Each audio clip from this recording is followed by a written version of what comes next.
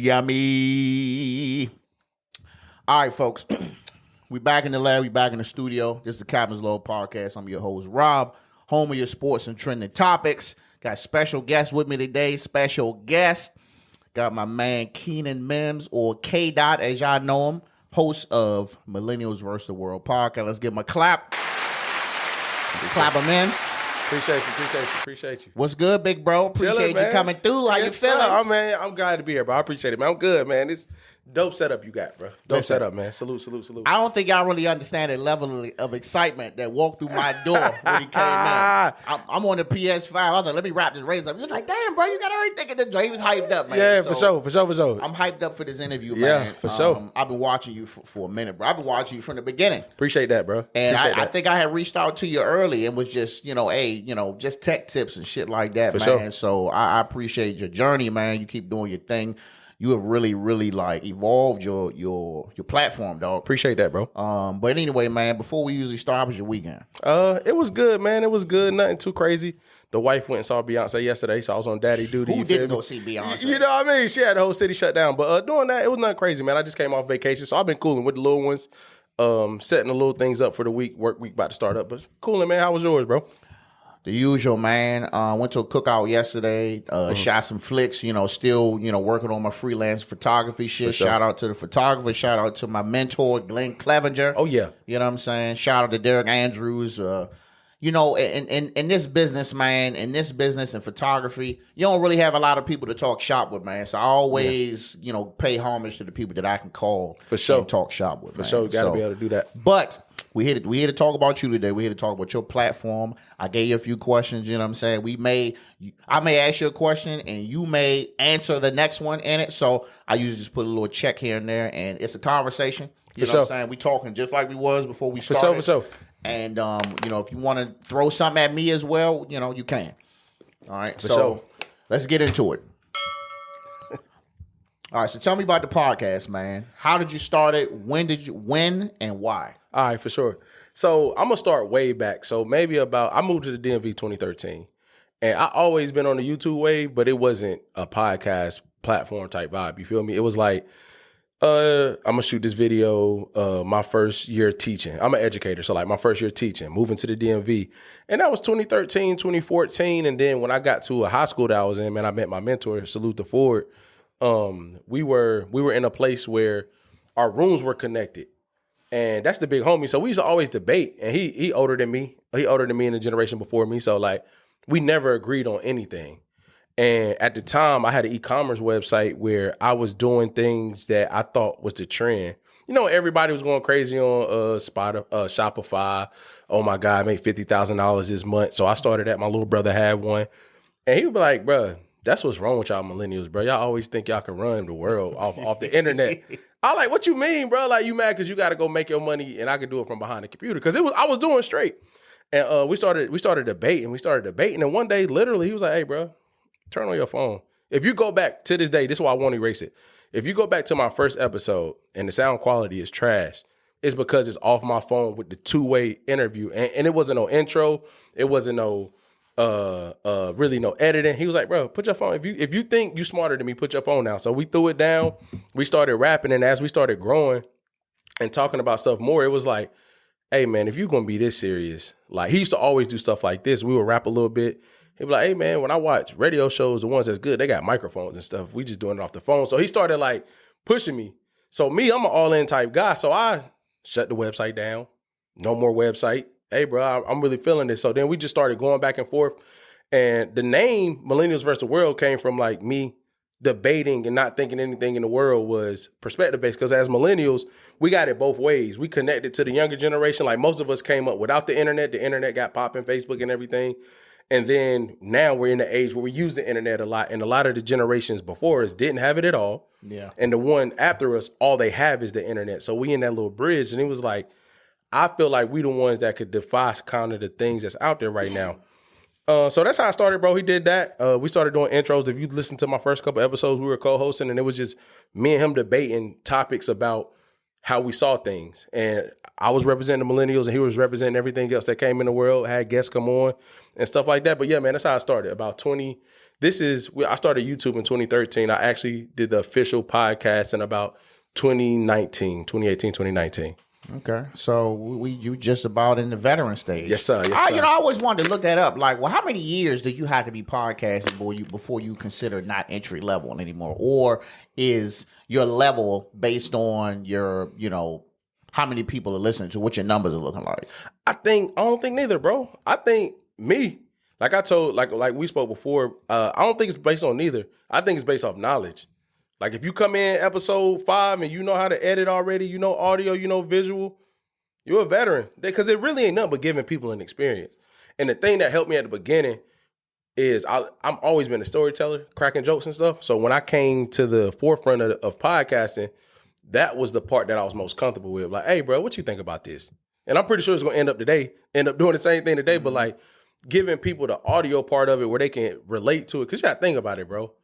Nobody really sitting around watching videos like that. Like, it's cool, don't get me wrong. We watch them. It might be in the background, but you really listen to stuff way more than you watching it. So I think you consider it a veteran when you understand the game. It's about the audio.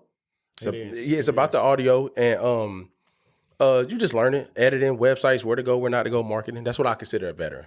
Okay. Yeah. I agree. Yeah. I mean, I can just go ahead and say it proudly. I do consider myself a subject matter expert as far as starting it, setting it, maintaining it, marketing, equipment, best practices. I consider myself a subject matter expert, especially if anything you'd had to learn by yourself. Yeah. And you doing it and it's working. Yeah. So when did you start and when did you start feeling that way?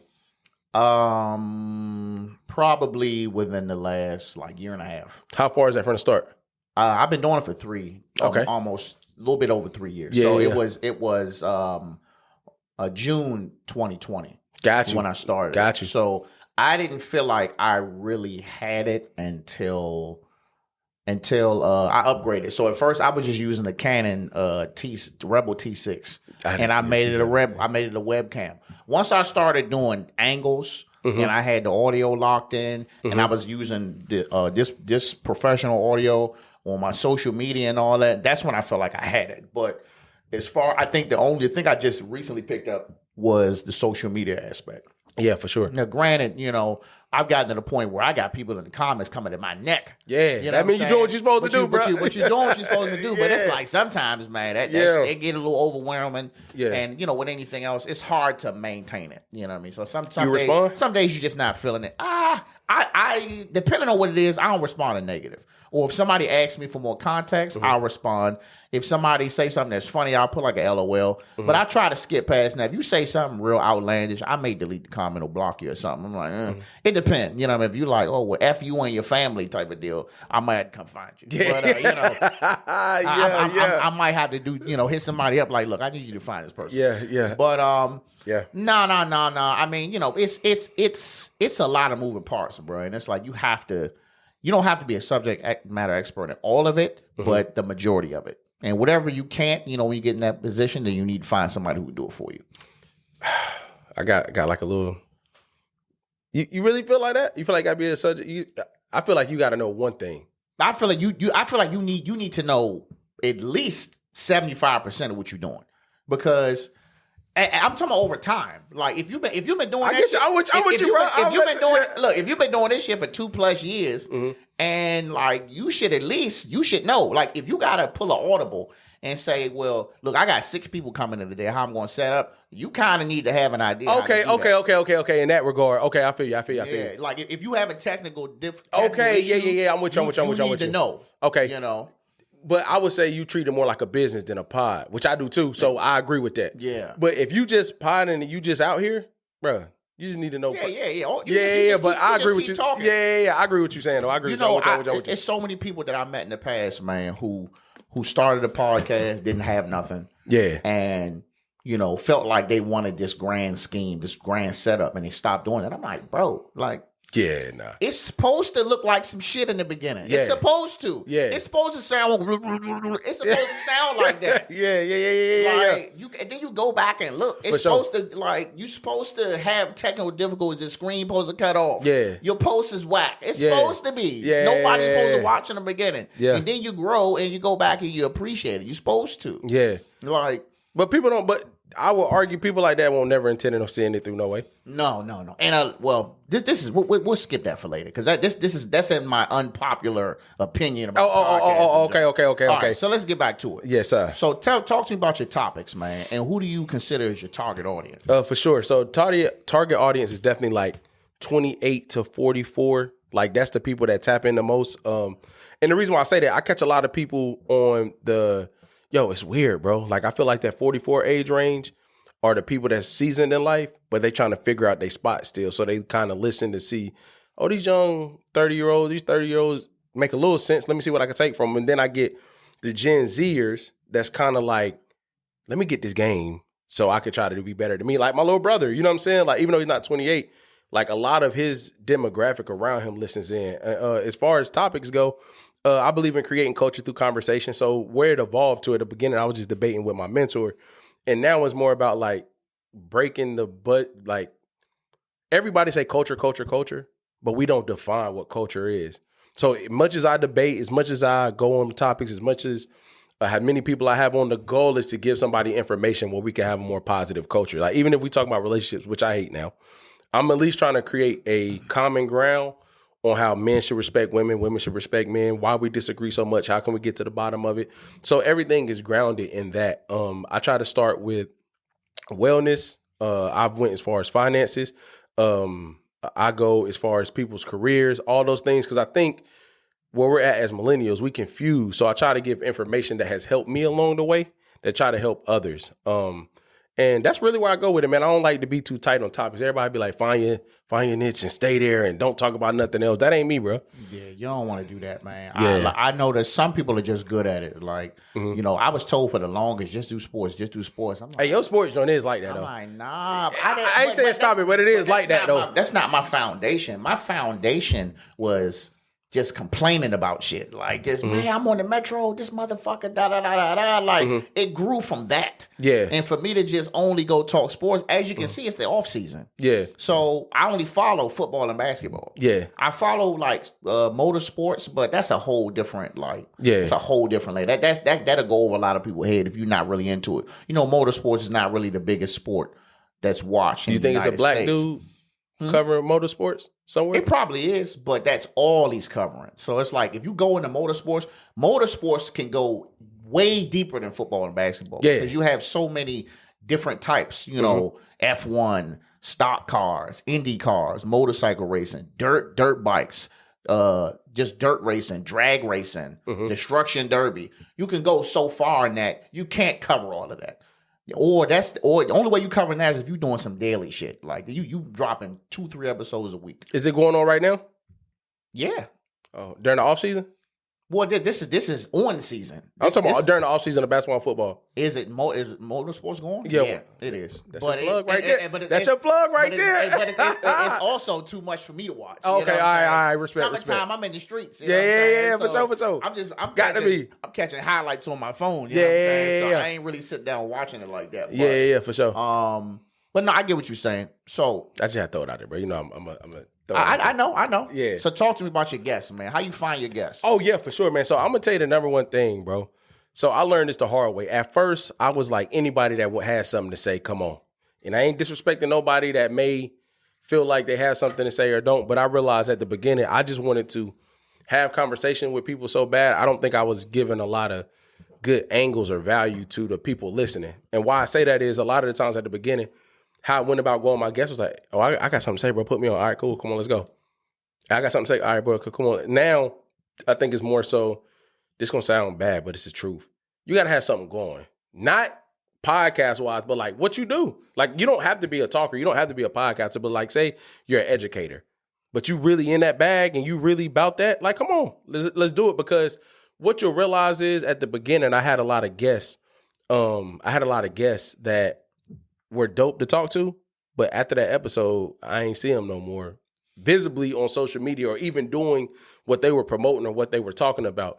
So now how I go about my guests, man, I got 3 categories, man. Wellness, culture, and relationships. Relationships from the standpoint of professional, like so psychologists, relationship coaches, things of that nature. And man, honestly, bro, like if I want to rock with you and I see what you're doing and I know I can tell that you're really consistent in your field, I just reach out. You know what I mean? Because anybody that has a piece of information that can help, I try to get them on. You know what I mean? But I think it becomes a thing of people not understanding the power they possess. Like even what we was rapping about before the cameras came on, like, bro, you could go exit out the podcast and have a whole conversation on that and bring value to a whole nother world that don't nobody else know that. You know what I'm saying? So like, I try to go about my guests by like, what are they doing? Do I rock with it? And would it move culture forward? Because right now we stuck on culture. We say culture too much, bro. We be like, oh, for the culture, culture. But if I ask you what it is, I'm going to say one thing. You're going to say one thing. So me, for my platform and how I get guests is people that if you listen to all 100 and something episodes, you be like, oh, like this is what they're about. This is what they're moving towards. So that's how I go about it. I'm open to artists. I even do music artists. Your music got to be good though. Like I ain't just promoing, bro. Like it got to be good. And I like Gen Z artists, bro. They the best to interview. Boy, you got these you really got them ages and these, you got them really like locked in like that. Because I know you say 20. For sure. I was like, damn, you know the ages? Yeah, for sure, bro. I'm 38. What am I? Am I a boomer? No, you a millennial. Okay, all right. Yeah, you a millennial. I'm gonna tell you why, bro. You know the craziest thing? Being in education, some of my former students, when I used to teach them, they let me know how Gen Zers think. But I didn't know that they was letting me know how Gen Zers think. So when they graduated and the stuff they saying is coming to light, I be like, dang, bro, like that's how y'all feel. But like their mind is they're the best people to interview. They don't have no fear. No, and they're not stuck in one way of thinking. Like they'll tell you everything they're thinking, but it's not, you can't link it back to a certain tradition. Usually if you talk to a millennial or a boomer, like you can see where that tradition come from. Man, they just free-minded. Like if they had an experience at 6, no matter who it's from, like, bro, some of them don't believe in racism. I'm not saying it's not true, but like, if their experience haven't told them this is racist, then they not gonna feel like that. And I'm using that to say, like, you get a very objective response from them. And believe it or not, bro, they gonna be the ones ruling the world in about 20 years. So you better get with them and see what they're trying to say. So to get back to the question, I use that as the platform, the way to get guests on the platform, the way to get them to talk, have something going, having something that you think brings value to the culture, and we pushing it forward. So let me throw you a curveball. What's up? Do you pay attention to how big or small their social media presence is? Nah, not really. Because the way sometimes, so I'm a very transparent moment. I used to a lot, but then you realize that shit fluff. Like you'll pay attention to that. And you realize their business or what they do is that. It's not really what they're promoting. It's them trying to have that presence. So when you really break it down and y'all having conversations, you ain't like, bro, hold on. Like, I get your presence big, but like you don't even know the information based off what you're promoting. So I realized a lot of people that want big presence, like want a big presence on social media, that's their business. You know what I mean? So I used to. Now it's all about, if you have something to say, will it help my platform? Will it help you? And then I go from there, because I hate to say this, but like social media is a tool, but it ain't real, bro. Like if I was to, I can send a text or an email out 20 ways right now, never touch IG, never touch Facebook, and have at least 5 to 6 guests come out of those 20 without, just from relationships. It's not even that. And then I ain't know if we going down this bag, but like, I control my social media. So if I get your information and we rap and we have something, we're talking about something, I can use that to further what I'm doing if you're not doing what you're supposed to do. That make sense? No, I understand. Yeah. I mean, I want to hear what you. In the beginning, absolutely. Oh, yeah, man. yeah. I was like, how many followers you got? Cause I'm trying to grow something over here. You know Yeah. But I've had someone on here who has 50,000 plus followers. Yeah. I've had someone who don't have a social media at all. Yeah. It still was a good conversation, but it was like I had one person on here, and that person had a really big following, still does. And the person didn't share nothing. I was like, bro, share it, dog. Yeah. Share it. So it's like, I didn't want to really press the flesh, but I'm like, damn, bro, you couldn't just tap that joint one time. Yeah. I probably put about 10 clips up. Yeah. You know, I was like, I work hard on them it's clips, crazy. man. You could just, you know, and then I had someone who it's crazy. Small follower, man. They was man. Look, out the wazoo. It's my most watched YouTube. Mm-hmm. And this is when it was raw, like you know, full body, one camera, and we was talking just all over the place, off top. It was like 2 hours long. Yeah, still share it to this day. That was like, this is when I wasn't even over 100. I wasn't even over 50 episodes. I think I was like maybe 60. Yeah, between 40 and 60 episodes. Still shares it for sure. My most viewed joint. So I did have someone recently who had reached out based on one of my contractors. I'm a building manager. So one of my contractors, he, you know, watched, listened to my stuff. He had passed it on to a gentleman. And the gentleman didn't have no social media. He kind of was just out there a little bit. And I was like, I was like, damn, bro, like what we gonna talk about though? You know what I'm saying? So I just felt like we couldn't really lock in what we was gonna talk about. So I was like, yeah, we're not gonna do it. You know? Oh, I thought he had some. I thought he ain't had no social media. But let me ask this though: how do you go about vetting your guest or getting guests on? It depends, man. Like when I first started, it was easy, you know. But I tell you, the one issue I ran into is when I slowed down on the guests is when you do interviews back to back to back to back to back, and then you had that one time where you don't have nobody. Just imagine you 6 interviews. Oh yeah, and then you just got to come on and do something by yourself. You're gonna be like, what? You're gonna forget. Yeah, how you used to do it. Yeah, or your audience is gonna be so locked in on you having a guest, and then when you go do it by yourself, they're gonna be like, yeah, you know. So I try to, you know, be in between with it, but I also try to start separating, you know, my content. You know, hey, look, this is my sports related category. This is my trending topic. This is my interviews, and this is just the full episode. So you can get in where you fit in. Yeah. You know what I mean? But it can get complicated. Yeah. You know what I mean? Sometimes it takes you a little bit to kind of lock back in. But then, you know, when you lock in, you for so long, and you get a guest, man, you know, I got to come in, I got to clean the whole room up. I was like, damn, I ain't had a guest in a minute. I clean everything up. You know what I mean? Make sure shit was straight. I'm testing both mics. I'm making sure shit printed out. I'm making sure you're comfortable. Like, when I was having them guests coming in, I wasn't even paying attention to none of that shit, even though I was still doing it. Yeah. So I guess you just got to be able to switch it back. For sure. So how do you feel about, this is hard for me still now sometimes, when you got carried it all, like which way, perfect world, do you prefer? What do you mean? Guests all the time, collabs all the time, guests a little bit, by yourself a little bit? It's got to be both. Even if perfect world, like if it didn't matter, would you still do both, or would you just? I would still do both. Yeah. Because I feel like, regardless of how many guests you have, no matter how big those interviews are, you still have to always establish your personality. Yeah, for sure. This is my shit, so you're going to listen to me just for the day. Yeah, you know what I'm saying? Yeah, so I think you always have to establish that. So I think that's good that you can do both. Now, I think the caveat is you don't have to do it that long. Yeah. So if you know an interview we 23 minutes in. Yeah. I would have been done at 15 minutes. Yeah. Because I'm like, that's about all you need. You don't need that much. That's how I am. Yeah. You know what I'm saying? Now, when you're doing an interview, like we you know, question 3 of 12. So we still got plenty more to get dirty. But you know, in that aspect, I think it's a good a caveat. Plus, man, you know, scheduling the guests, you know, having to cancel, having to, you know, that's what it be, bro. Yeah. You know, accommodations and all that. Sometimes it's really not worth the headache. Right? Yeah, for sure. So, speaking of audience, man, talk to me about audience engagement. Yo, so at first, I used to get on Anchor, on Spotify for podcasters now. Yeah. But on Anchor, you know the little voice messages? I used to get hella voice messages, bro. And I used to go back and forth that way. Now, bro, I at people. So, free game. If you really want to debate, you can like at people in your story and slide their names off where, you know, you wouldn't see who, but they'll send it to them. So now, bro, I'm big on like, oh, you know what? I ain't seen this couple followers in a while. What y'all think about this? And shoot it that way. I think with crowd engagement, man, you got to find a way for people to relate to everything you're talking about. That's why I don't always stay on. I hate relationships, bro. Like, not in real life talking about them. Because it's too divisive now. It ain't no common ground that people trying to get to. So, like, with engagement, man, polls are really big for me in my Instagram stories.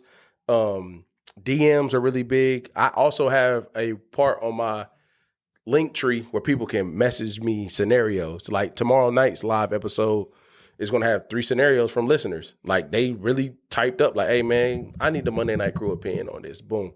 So it's just like, it's kind of like I use the social part of my life. Like when we were younger, you had to call people's house, knock on doors. Like I do that, but virtually. Like I'm going to DM you like, hey bro, what you think about this? If we have any type of relationship, I'm not going to let it down. I'm like, hey man, what you think? That's crazy. What you think about this? People I work with, things of that nature. So DMs, polls, and then honestly, bro, it just picked up. People been having a lot to say. So, and having the Monday Night Crew, they debate a lot. So it'd be easy to have a conversation. And we're terrible in our group chat. Bro, you know, that's probably the most recent thing I done picked up. What? Is engaging with my audience. Oh, yeah. I was so terrible at that. Yeah. So terrible. So I have a social media, I have a marketing consultant, good friend of the family. And she's doing a case study on me. So she hooked me up and she said, let me ask you a question. I just give you an example. So when Bradley Beal, you know, I'm loyal to the soil. Any team that's here, that's my team.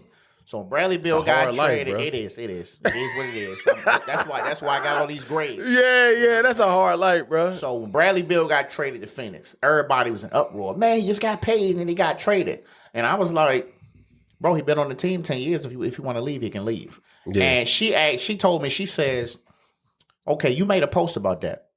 Did you go to pretty much all of these other sports platforms, ESPN, NBA, that you follow, and did you put your opinion that you said in the comments, or did you go in there and debate with somebody? She's like, why not? Yep. She said, that's engagement. So I just started doing that. She was like, your hashtags. Yeah.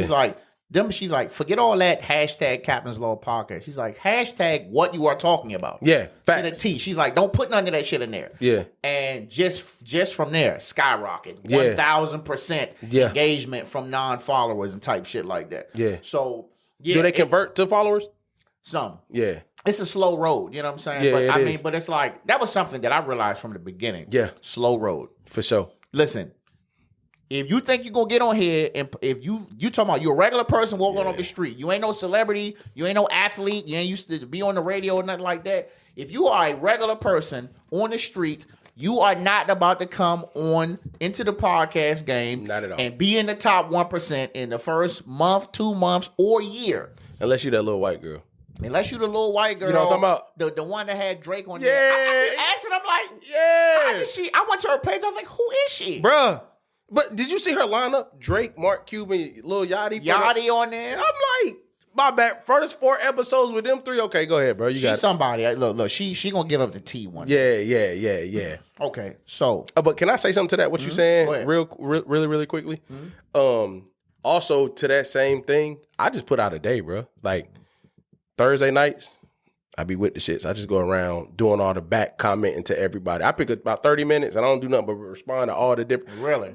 Man, got to. I'm going to tell you the craziest part. Somebody told me like, bro, I watch you every week, but y'all never hit me back.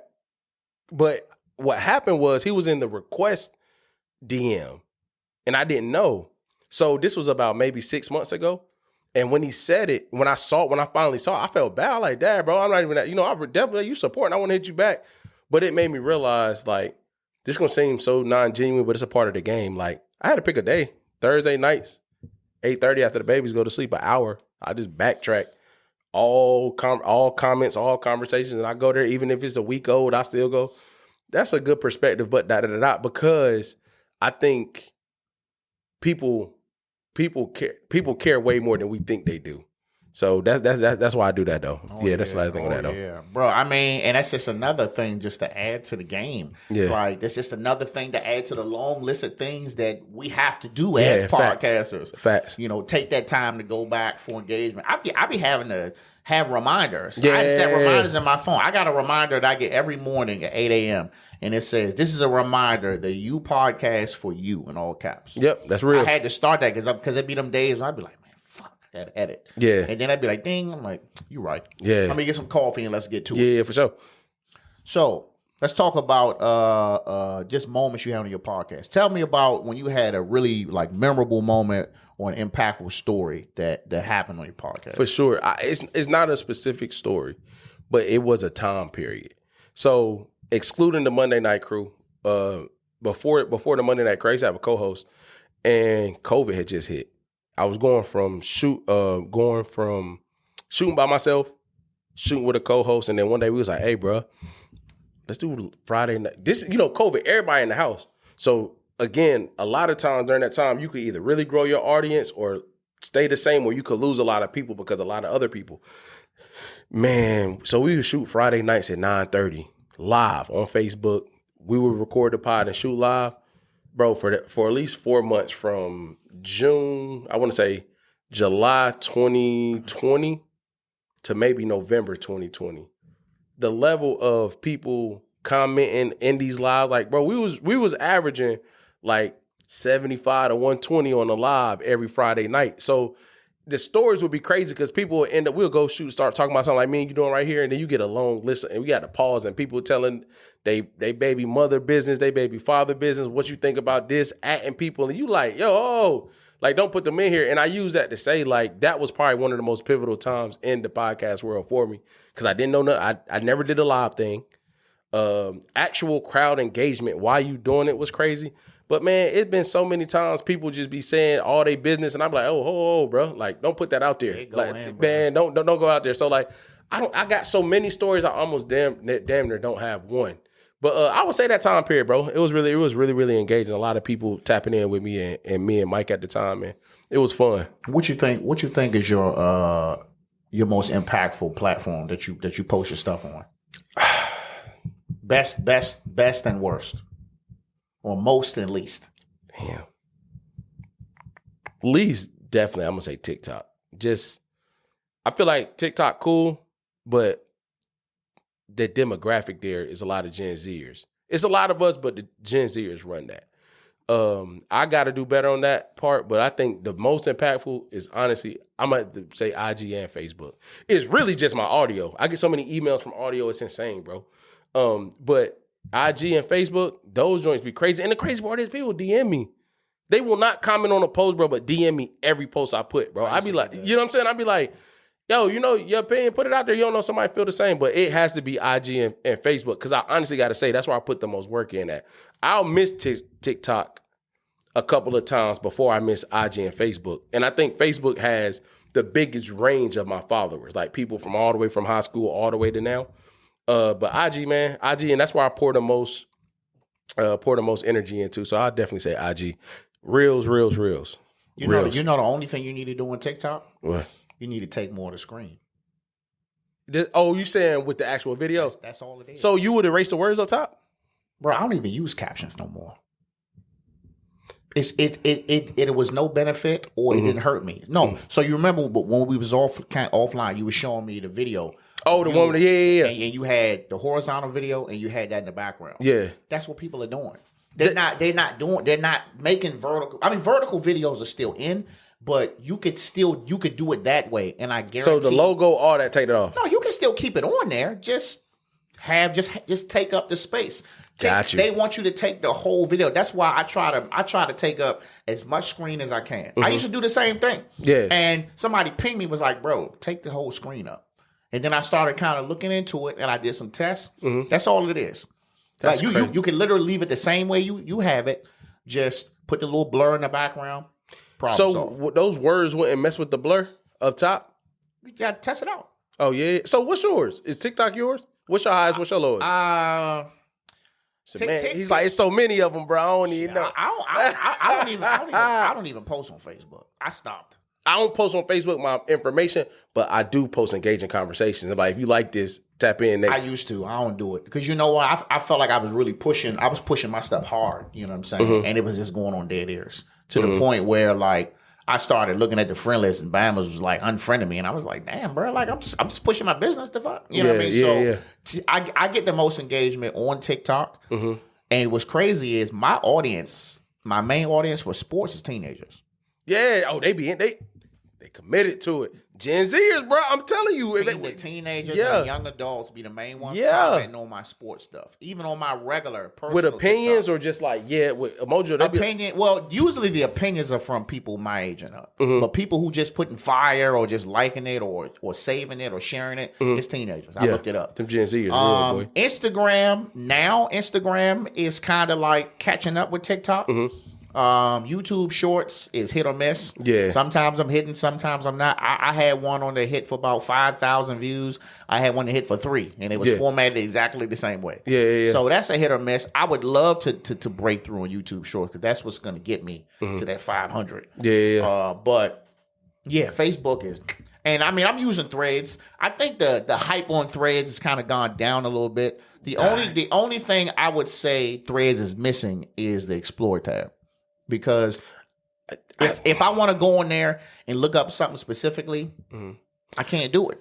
I just feel like these new platforms like Thread or whatever, I like Thread. I'm going to tell you the thing I like about Threads. I like, outside of Twitter, I can just directly send it to my story to send it to my post. That is one of the biggest things. Exactly. But it's just like engagement-wise, it's like when I look through, maybe because they don't have an Explore tab, it's really the same people on all the other platforms with blue checks. It's almost like you're forced to follow everybody. Yeah. You're forced to follow stuff that you wouldn't even follow if you want to stay up to date. Yeah. Because everything on my threads is everyone I follow on Instagram, other podcasters, photographers, and sports stuff. I wouldn't know nothing going on in my neighborhood. Yeah. I wouldn't know nothing going on the news. Yeah. I wouldn't know no CNN. Yeah. I wouldn't know any of that because I don't follow it. Now, I might see some other people that I know might be reposting it. Mm-hmm. But as far as the explore option or what's trending, that's what they're missing. Yeah. I mean, I will still pick Threads over Twitter any day because Twitter just be off the chain, man. You could just be scrolling one day and next thing you know, like, some broad getting ran through by like 5 dudes on there. I'm like, bro, like Twitter, they just let anything fly on that joint. So in that aspect, Threads is just the rated PG version of Twitter. I'll take it. Hey, you say you go down the timeline, you see what, bro? Yeah, like, bro, I was on the timeline. I was at work. I'm on a work computer. I was like, I'm looking. I'm like, oh, I got off when I was loading my phone. I was like, damn, 5 niggas on you, Slim. You going like that? Shorty a trooper, man. How long was the video? How long you watch? About 10 seconds. But look, I just had to make. I was like, all right, she doing what she supposed to do. I just had to make sure. I had to make sure she was safe. You know what I'm saying? For sure. You safe? You good? Yeah. You ain't reported or nothing. Go ahead. No, I ain't reported, man. All right, man. So let's get back into it. Yeah, so, man. I know you talk about collaborations a lot. Oh, for sure. Talk to me about the importance of collabing, man. Man, bro. It's the only way to go. Like you can, like you said, I like what you said earlier. Like they need to hear your voice. They need to do that. But the biggest growth moments always through collaboration. And what people don't realize is if you have a co-host, it need to be collaboration. It don't need to be you and somebody that you're talking to.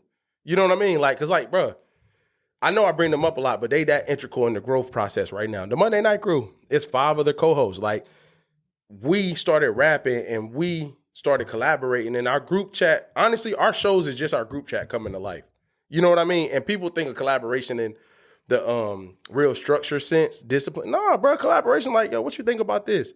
I would do this. I would do that. Or, we interview people, but you got to do that to expand.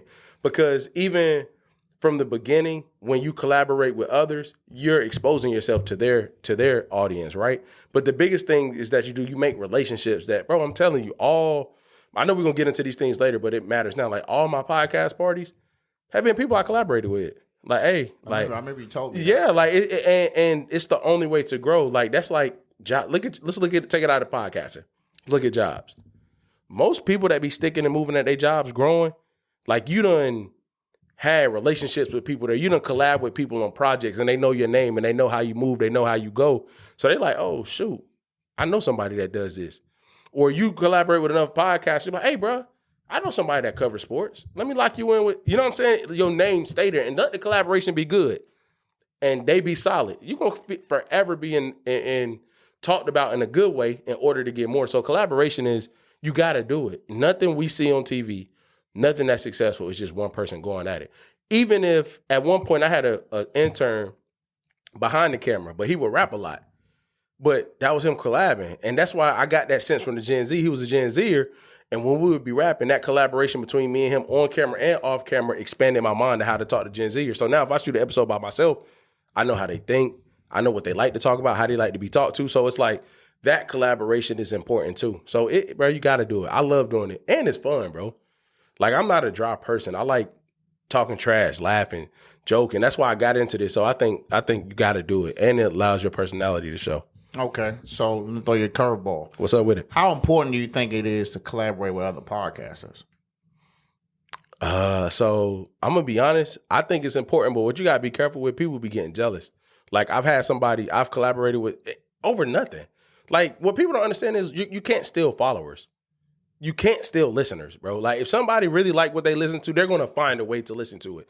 So I like collaborating with other podcasters. One of the biggest reasons is they understand how to podcast. They understand how to talk. They understand how to collab. And also, I think that's what the space is missing. How many podcast collectives do you see? You know what I'm saying? How many? Even if you look at our area, how many people do you say like, hey, we all link up here on said day? Shit, it ain't that many of us. But even still, not that I know. I be looking. Yeah, nah. So besides the well-known ones, I be looking for anybody. I just be wanting to know, like, well, how many podcasters are there in there? It's a little pocket. It's a little pocket, but a lot of them, like that video on Twitter you was talking about, a lot of them like that. But I like collaborating with other podcasters, man. I just think, like, even when I collab with Mike, CEO Mikey, right? He was like, one of the biggest things, he's like, bro, a lot of people don't like to collab in this area, especially dudes. Like they always ego tripping. And when we sat down and rap, he was like, nah, man, I appreciate that, because a lot of dudes don't even rap, like reach out to be like, yo, let's collab. And podcasters, if they're good at it, are the best people to have a group setting with, bro. They know what they're doing, especially in different lanes. Yeah, I reached out to Mikey. Yeah, when I got on his, I was like, bro, need a guest, man. Let me know. Yeah, motherfucker hit me the next day. Was like, can you come Monday? Yeah, he very solid, bro. And we had a good time, man. And it was, for me, man, it's always good to just a different perspective. Yeah, to see how I like to collab with other podcasters just so we can. I like to talk shop. Yeah. So it's like, okay, you doing your show, I'm doing my show. Yeah. What are you doing that your show is so good? Let me tell you what I'm doing. You know what I mean? Let's trade them secrets. Yeah, for sure. You know what I'm saying? Because at the end of the day, there's enough monetization and all that for anybody. I don't think, I would never, even if I told you something and you went and did it and your shit blew up and mine was just, okay, you was going to find out regardless. Yeah, for sure. You know what I'm saying? So I hate to use the word gatekeep. I feel like it's getting used too much right now. Yeah. But like, I think it's important, and I feel like that's just me kind of giving back. Yeah, to the community. Or like whenever I talk to people who are aspiring podcasters, I say, look, make sure you got do. Yep. Because everybody be like, oh, I need somebody. Like, nah, you got your phone. Just use your phone. I always tell people, use your phone. Get you some earphones, bro. I say, just do audio. Don't do the video. Yeah. Just do audio. Figure it out. Once you can fluently do audio, do video. I'm like, why would you go and do all this shit from jump if you don't even like being in front of the camera? Yeah. You don't know how to edit. Yeah. Like, just keep the raw audio and just go from there. So I mean, I think it's all important, but I especially think it's important to collab with other podcasts. Even if y'all not making episodes together, just had that talk. I got another guy, call himself Mr. PG. Mm-hmm. He reached out to me, and I had linked up with him. We were down at the harbor, and there's another podcast that is called the TD Report, and they were doing a live broadcast at a bar. Oh, that's what's up. They had the area closed off. Yeah, and they was talking, doing their thing, and I said, it was pretty sweet. I was just watching their setup, watching how they was doing it. Because, everybody do something different. I don't know anybody that does it the same as anybody. Yeah, for sure. You know what I'm saying? Yeah. And again, man, I just think you just learning from each other, man. Yeah. So, anybody want to collab, man, anybody want to link up and talk shop, man. For sure. I'm with it. You know what I mean? Sure. We should, I think that should be like a once a year thing, man. Hey, they do like podcast conferences all over the country. I said I want to go to them shits one day. I don't know why I would go. I think I would just go just to be there. I don't think I would really get nothing from it. Yeah. But outside of maybe just shaking some hands with some folks. But as far as learning anything, I mean, outside of monetizing, I mean, I'm not saying I can't learn anything else, but I think I'd just be more so going for the experience. Me too. And meeting people. And I'll say something to what you said. This is what I realized, man, probably about a year ago. People be, quote unquote, gatekeeping. But this is what I realized. Everybody be like, oh, you the difference maker, da-da-da. That's true. Everybody has the special ingredients, right? The reason why I don't mind sharing is like, you'll realize after the time in life, not only in podcasting, say if grandma makes a killer peach cobbler and she got a secret ingredients, you still got to put all the other shit that makes something bake, the regular smuggler day-to-day sugar, bacon, you know what I'm saying? All that stuff. And a lot of people don't realize me giving you game doesn't change you. So if you have your special ingredients, but you ain't willing to do the other stuff, the editing, the cameras, the talking, the equipment, the research, it's not going to matter. And I don't mean that in a malicious way. I'm realizing like a lot of people be wanting to just have information for no reason. They're like, oh, bro, like, I'm going to tell you, bro, and I mean this. I'm sorry. Like, bro, if you ain't going to use it, don't talk to me. Like, because I don't want to waste my time. Like I'll tell you, like, hey, bro, I got 10 minutes for you. Ask away, but I'm not going to be in there no 30, 40 minutes because the only difference between where we're at and where we're trying to go is really, like, what we're already doing. We just don't, most people just don't believe it already. But, like, bro, yeah, I'm not about to talk to you for a whole hour. Like, yeah, man, I quit that joint last week. I done that too, man. It's depending on the person it break your heart a little bit. Like, damn, bro, like I thought you said you was good. Yeah. Or, time, or, just life hit. But when somebody just tell me they just stopped doing it just because shit wasn't, it wasn't looking the way they wanted to look, I'm like, damn, you just quit, bro. Yeah, you can't do that, bro. Quit. Yeah, nah, switch it up. You had a definite family or something. I get it, your job changed, but you just quit because you just felt like you was talking to yourself? Yeah, that's crazy. You can't do that, man. Yeah, nah. No, that's good though, man. So I know you've already spoken to Monday Night Crew. What else can you tell me? What else can you tell me about the Monday Night Crew? Like, first and foremost, what is it? 6 of y'all? 5 or 6 of y'all? 6 of us. Yeah. I didn't even keep that. Like, I didn't even keep that together, bro. I'm gonna get so. First of all, major salute, Jay, Lewis, Asia, Princess, Brittany. Appreciate y'all. Let's get a clap for them. Let's get a clap for the Monday Night Crew. For so. Man, so honestly, bro. So back when I had a co-host, it's crazy how it came together. So me, Lewis, and Jay have known each other since college. Me and Jay, that's my guy. We doing Last Name Loyalty together on another segment coming out on the podcast. But we've been locked in. So this is how it started. Me, when I had a co-host, Asia and Brittany reached out to us like, hey man, we really love what y'all doing. Let's collab on something. This was 2020. Y'all wouldn't mind coming through speaking about this, that, and the third, because me and my co-host at the time, we both were married, kids, wanted to be married. It's the difference between married and wanting to be married. We was both married, wanted to be married, had kids, careers, da. So we jumped on their podcast and we rapped and we got off. I was like, y'all, man, dang, y'all really are like y'all are when we watch the shows. Y'all really cool. And we was like, yeah, for sure. If you ever want to collab in the future, let us know. This was like maybe August 2020. And on the way at the end of the show, at the end of the year, we did a 2020 closeout episode. Okay. And we was like, hey, bro, let's just reach back out to them and see if they want to do it. And they was like, oh, yeah, like, definitely, man. We loved y'all vibe. Y'all was very authentic, da-da-da. Like, come on, we'll do it. So, still got a co-host at the time. We did that. Asia and Brittany killed it. Jay came on, too. So, that's 4. Me, Asia, Brittany, and Jay are the same thing. And then right then, it kind of died. It was like, we did that. It was cool. We just supported each other from afar, da-da-da. And then my co-host had to step away in November of 2021. November of 2021. And what happened in November of 2021, he had to step away, whatever. So I text Lewis and Jay, because those my guys. I was like, hey, bro, can y'all hop on Zoom with me? It's literally how I started. I was like, hey, bro, can y'all hop on Zoom with me? I know y'all know each other. Let's get up here and rap. I don't want the podcast to die down. I ain't got the time to record in person. Let's get on Zoom. They hopped on. The response from that was crazy. And the only difference was we had time together. We knew each other when we was 19, young, wild, college. So that stuck. And I was like, bro, we need a female perspective. And Princess, I went to high school with, but we were cool in high school. We knew each other, but I didn't really know her. Yeah. And she has her own business in herbal health. So I was like, I interviewed her before. And I text her literally like, hey, Princess, I need you to come on, just rap. And it's all about relationships. She was like, okay, bet, let's do it. So we did a panel. I started switching out people. Then I hit Brittany and Asia. I was like, yo, man, I need y'all to come back. So now we had the first panel of the Monday Night Crew, but it wasn't the Monday Night Crew yet. Okay. We did that, and we kind of DM'd each other separately, like, yo, that was really good. Like, that was the best one since. I was about to have my second child. I was like, hey, look, y'all, I can't commit to every week, but I could do every other week. We started recording before then. Everybody else on the panel dwindled down. And I just kept texting them like, can y'all come back? Can y'all come back? They're like, yeah. There was no Monday Night Crew, no nothing. And my marketing plan was NFL just ended. So 9:00 on Monday is usually Monday Night Football. So the people and the guys that used to watch that, they could just come on over. So that was my idea behind it. And bro, honestly, they locked in, man, and we just never stopped. And honestly, it's just communication. Everybody rock with each other, man. We don't be arguing about nothing. Nobody try to get out their lane. We all share content.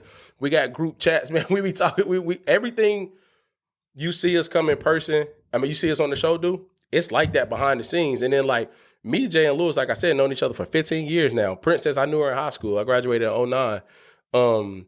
And Brittany and Asia just two dope women doing their thing, but they just super authentic, super who they are, very honest, and integrity is high, bro. Like people have their own lives, people have their spouses, kids, and stuff like that, and that actually what makes us a good crew because we have some people that's single, some people that's married, some people that's in like it's just a good combination. But man, just communication and to be real, we want to do it. Like, that's what really keep it together. Like, that's number one there. All 6 of us want to do it. And then when I recently, with the podcast party, I did one last year, and Brittany and Asia had hit me like, yo, we're gonna come through to the next one. I was like, man, y'all playing. And late 2022, when I had said, hey, y'all, I'm doing it in May, so we're going to come up there. And the whole crew was like, no, we all coming. And when we did that this past May, it was just like, oh, yeah, like, we definitely gotta, we got definitely keep rolling with this, bro. But that's where it came from, man. Salute to them. My platform would not be on the trajectory it's on without them. Yeah, you got the logo and everything. Yeah. You gotta show love, bro. You gotta show love. Yeah, serious. Yeah. It's deep, man. We got some good things cooking up for the coming year. I think that's cool that, for that many people and y'all being able to really get everybody in this space on time, being able to lay it down consistently, bro. That's hard to do. I appreciate that, many people. I had issues, we had issues when I had a co-host. It's just me and him. Mm-hmm. And we just life. Yeah, for sure. It was like, we're gonna record at 7. Hey, we're gonna do it at 8. Yeah. Or we're gonna do it the next day, or we're just not doing it. I'm like, bro, like, yeah. Life, man, and then, so when I got hurt, mm-hmm. I had to get knee surgery. He had got hurt before me. He had a freak accident happen in the house. Mm-hmm. He had to get surgery on his hand. So we both was down. Mm-hmm. So all of this time, I think it was 2 months that we didn't record. And I was like, bro, can I get back in? I think that was at the point where I 110% thought about quitting. Yeah. Because I was like, bro, I've been sitting here, I've been laid up, drugged up all day. Yeah. Like, I was like, do I still got it in me? And I had to hobble my ass down them steps. I was like, shit, if I can come down here to play the PlayStation in the other room, I can come on in here and record. Sure. I was like, well, I'm telling myself that unless I'm never coming to the basement again, let's go ahead and get back on it, man. Yeah, so. And let me say this about that too. That's the power in 6 of us. Because all of us can't make it all the time, and it don't shut down the rest of it. And let me tell you, bro, I've never met so many direct people in this. Like, it's like, oh no, I'm not, like, I can't make that weekend. If we got travel plans, like, to the point, bro. And that's why you're gonna hear me say over and over, major salute to them. Like, to the point, we so with it. If somebody got a plan, we'll reconstruct our schedule to pre-record the episode or upload it on the day we supposed to. So I just wanted to say, it was harder for me with one person than it is with the 6 of us. Because if one person drop out, we all know that it's genuine. All right, do what you got to do. We'll hold it down. And we'll literally say, like, we ain't got such and such with this night. It's all good. Keep rolling with it, man. So that's been the power in numbers for me. And being super real, lucked up. You usually just don't find that. No, that's why. I just looked up in the sense too. Like, 6? Yeah. And they locked it. And me and Jay got another segment with another one of Homeboys B-Dot coming out too. So it's just like, there's just a lot of good cohesiveness, but it took some time, bro. I don't know how much time you got on that story, but it took some time to get there. So my thing is, all right, so one person can't make it. What's the minimum amount of people you got that you need to have in order to still go through? Could you be missing 2 and still go? Or it's like, let's just reschedule it? So that's probably my mindset. All 5 of them gonna be going. I know how to podcast. Well, I mean, to call for that day, for the Monday night segment, like. I get what you're saying. I thought you meant like if they had to quit. No. Just all right. Well, this week you got 2 that's not available. Are you still going to do it, or are you going to reschedule it? I asked, like, would y'all is there a day we could pre-record before Monday? And then like so say if they tell me that on Thursday, right? Say if they tell me that on Thursday, like, hey, something popped up. Now they just like one of my homeboys that's on the Monday. He travels a lot, so he's kind of a wild card if it's his travel day. But 2 gets to the point like, hey y'all want to reschedule? And this is the thing, bro. Rescheduling ain't as bad as we think about it in our mind. Like I don't know your specific drop date. It's Monday too, is it not? Tuesday. You go live on Monday? No, I record. I usually edit Monday. Oh, okay. I started doing lives just based on. Oh, okay, got you. But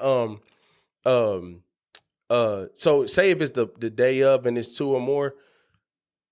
If it's 2, we just post check the group like y'all really, and it depends on which 2. You know what I mean? Like one time, Lewis and Jay, I'm putting y'all out there, left me with just me and the 3 girls.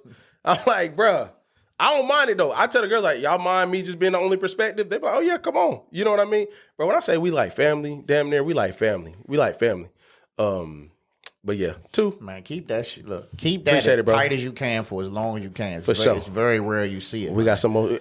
We got October 21st. If you're in the Raleigh area, Monday Night Crew come through the live podcast. Speaking of live, you just rolled me right into it. All right, so this will be your 3rd or 4th live podcast event? Yeah, 4th. So just walk me through that process, man. So when I came to your podcast event, that was at what's that, Republic? Yeah, Republic Garden. Yeah, I'm looking at everything. Yeah. 9 times out of 10, what I'm going to, because I think I've been to 4 podcast events. I just came from that chick Angel and her husband Marcus. Yeah, for sure. Cab on stage and his wife do it. No, this just them 2. But that's who you talking about. Though. They do the review on Married at First Sight. Yep. With them. Yeah. I think it's called This Might Cause an Argument podcast. Got you. They did a live event at Union Stage in Southwest. Oh, okay. It's pretty good. Yeah. It's pretty good. Yeah. Union Stage got tightened up, though. I guess they wasn't expecting as many people was there standing up. I'm like, could we get some seats or we leaving? Yeah. But overall, the presentation, what they were doing, to me, it was like a podcast. It was comedy. Yeah. And this just was a lot of energy. So it was a big salute from them. I had already kind of knew how it was going to go because I had seen, they were making stories for sure of the previous cities they were in. Mm-hmm. So I kind of had an idea, but the person she is online is the person she is. But her husband had surprised me because, he kind of make it seem like he don't really be saying nothing. Oh, he got big personality. Yeah. He compliments her well. Yeah. So they did that pretty good. But walk me through, first of all, tell me, like, when did you get the idea to say, I want to do a live podcast show? And then just walk me through the process of getting that rolling. For sure. So the way I actually went video, back to collaboration, me and Jay, he's a DJ as well. We were in Raleigh, and I was home for the holiday in 2020, at the end of 2020. And what happened was, I was like, bro, like, we got to switch this up. I was only doing audio. I'm like, man, we got to get a couple of people in here. Let's get some people around us, 4 or 5, no audience, no nothing. I need you to DJ when they come in. So it warms, DJ and alcohol, unfortunately, music and alcohol loosens people up. Mm-hmm. So I was like, hey man, you DJ a little bit. We'll get a little mimosas flowing. Let's play a little game and then we'll go into a pod. I salute to my dad. He let me get the conference room in his business building. He's like, yeah, man, do it. So I had about 4 or 5. If you go back to my YouTube, it's the first video up there. We did it. I'm a really big fan of starting small and building. So it was just me, Jay, my homeboy B-Dot, my little brother recording, and 5 panelists, all people I could text. No promo, no, hey, podcast party, but I counted as one because the idea. So sent them, it went through really well. Crazy response. And I was like, hey, bro, a lot of people said they would want to come to the next one.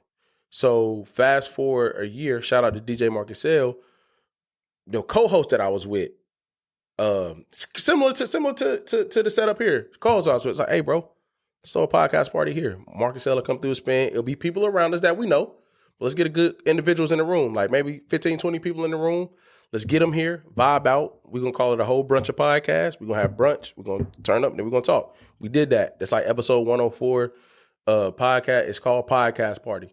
Then the one in May, last May, talking to DJ Marcusell, co-host at the way, I was like, hey, bro, we done through events. I was like, we can do this. And I think our engagement and what we talk about and the way we talk about it could be heard.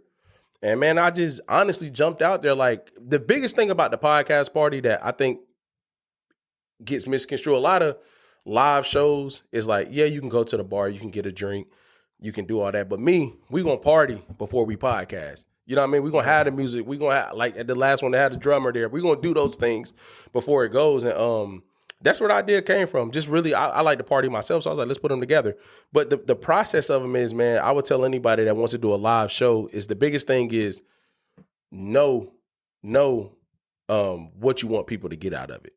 One of the biggest things from May that I love, and it's happened every time, when it was time to go, and I checked the room, I was like, damn, man, we wanted to keep going. When you get that, you know the conversation, because that's what it's about. The conversation is there. Some people don't like to drink. Some people don't like to party, so you can't judge it off that.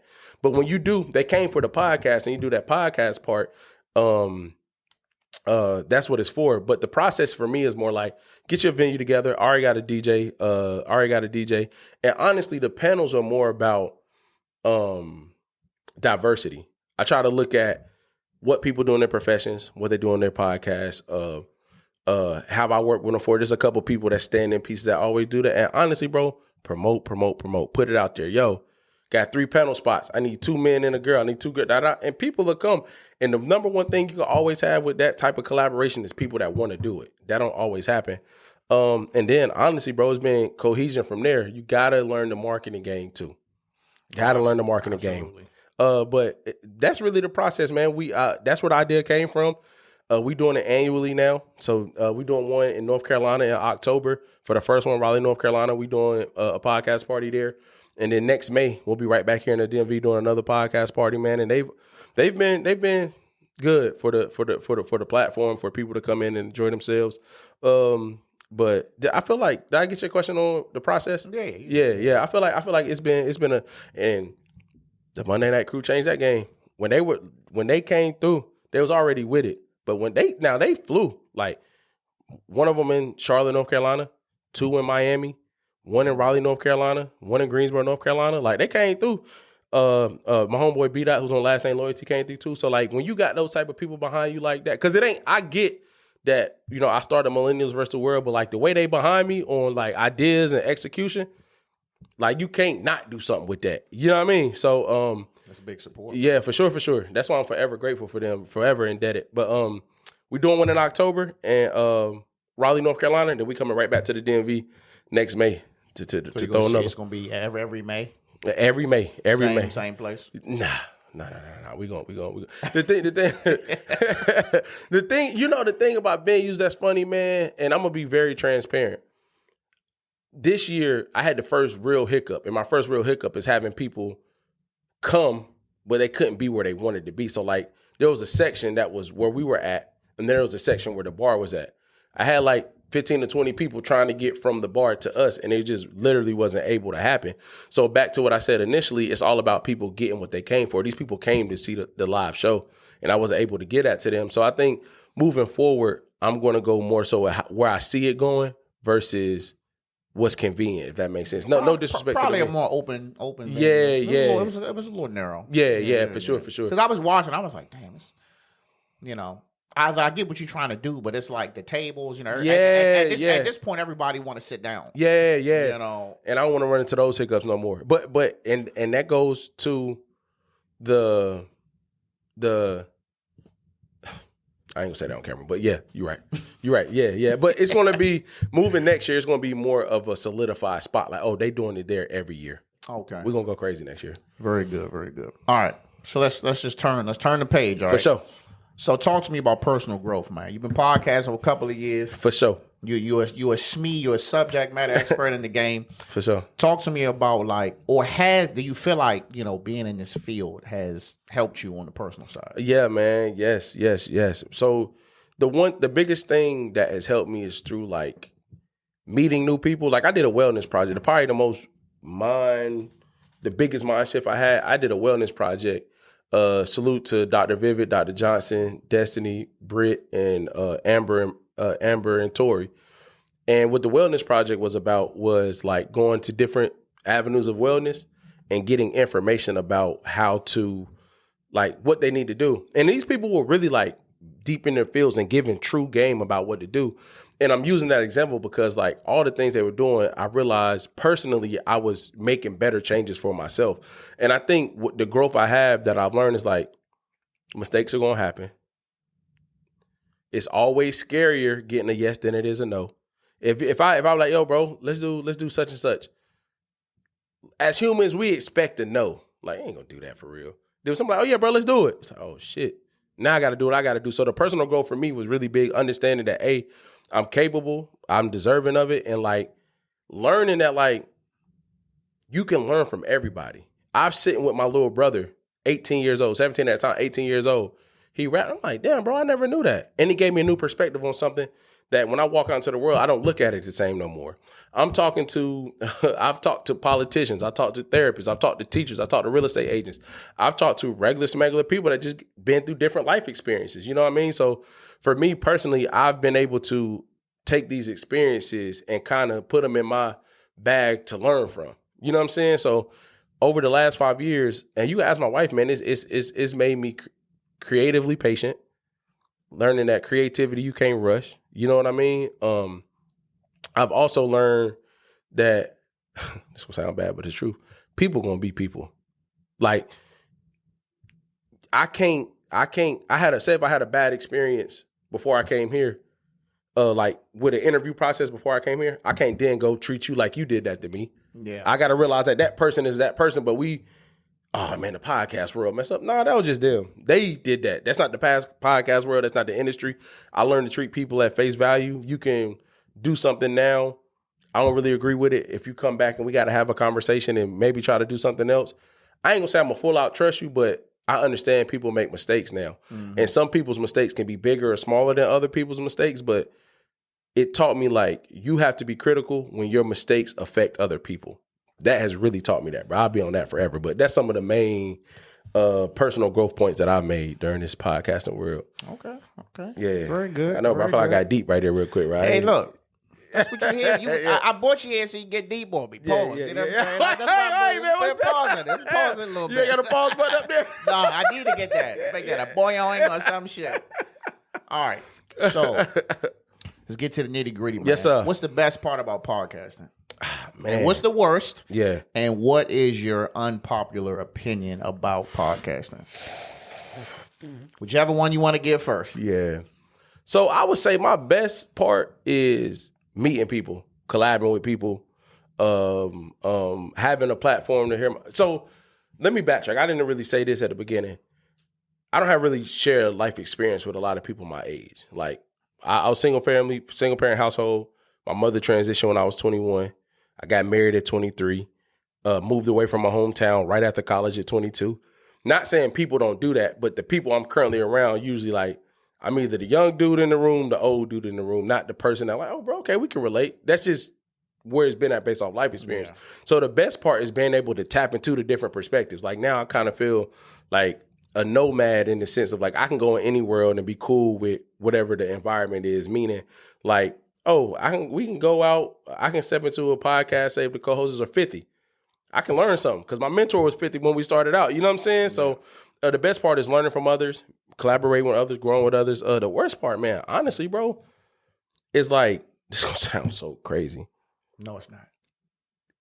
Because it ain't really bad, like what other people think it is and what other people don't know that they try to put on me. I hate that. As far as what? Like people try to tell me what to do, but you ain't doing nothing.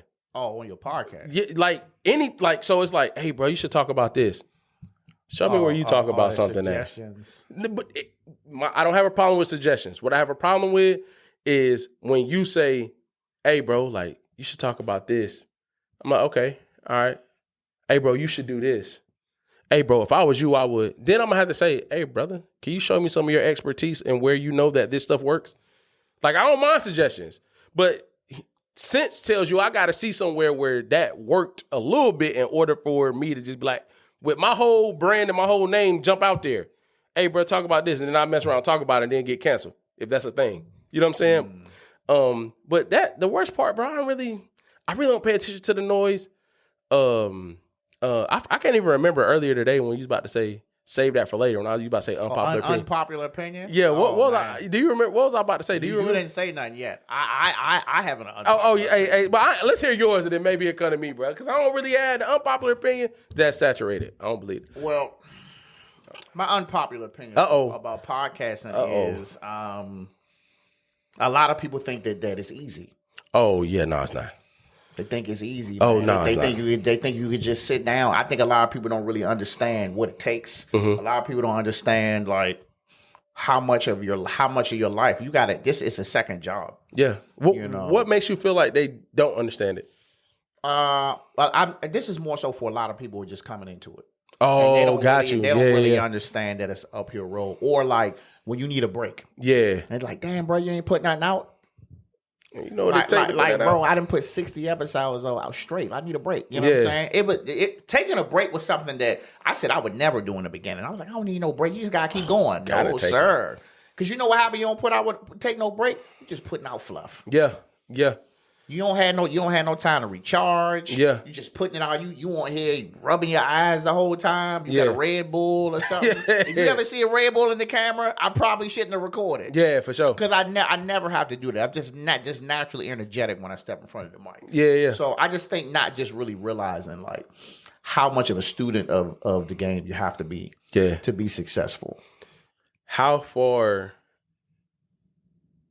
I wholeheartedly agree. How far do you think that leap is from being a student of the game, understanding podcasting, to becoming a quote unquote successful podcaster, to people that just think it's easy? How big do you think that leap is when you just come in thinking it's cool versus when you come in and you study the game and you learn it, you learn marketing, you learn how to talk, you learn what goes, what don't go? Like how much of a game changer does a person that come in with that frame of mind could get just as far as a person that comes in that does the research? I'm asking. I'm just, if you're not in it, if you're not in it, you're gonna be stuck.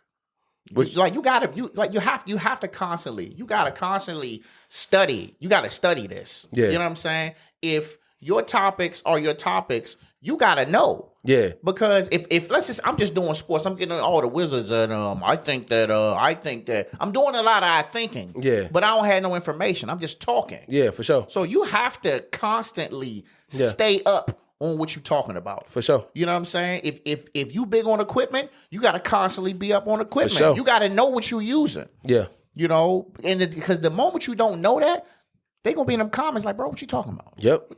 What you mean? He averaged this amount of points. Yeah, what you talking buddy. about? This happened last year. Did you read that? I've been fact checked. Yeah. I had somebody fact. It don't feel good. Yeah. You know what I'm saying? So I was like, damn, I got to be on my shit when I get on here, man. So you just have to just knowing that learning is continuous. Yeah, for sure. I would say that. That's the biggest thing. Like if you're gonna, that's with anything. I know. Okay. Learning is continuous. And the moment that you just think that because of who you are in your community that you can just put some bullshit out, yeah, you're not gonna last long. For sure. I got it now. Worst part. The quick culture of it. Like you shoot an hour. I'm pretty sure we're on hour something, 50 minutes, whatever we on, 12 right? minutes. Yeah. The thing, in order for that you have to go and then think after you edit it, what clips would be best to listen to, because people won't sit down and listen to information. The clout aspect, you got to do certain things so they think in order for it to get to a certain crowd. I hate that. Now, I hate that part of it because there's a lot of times where, bro, this is going to be crazy. I've created 10 clips and it's only 5 minutes worth of content.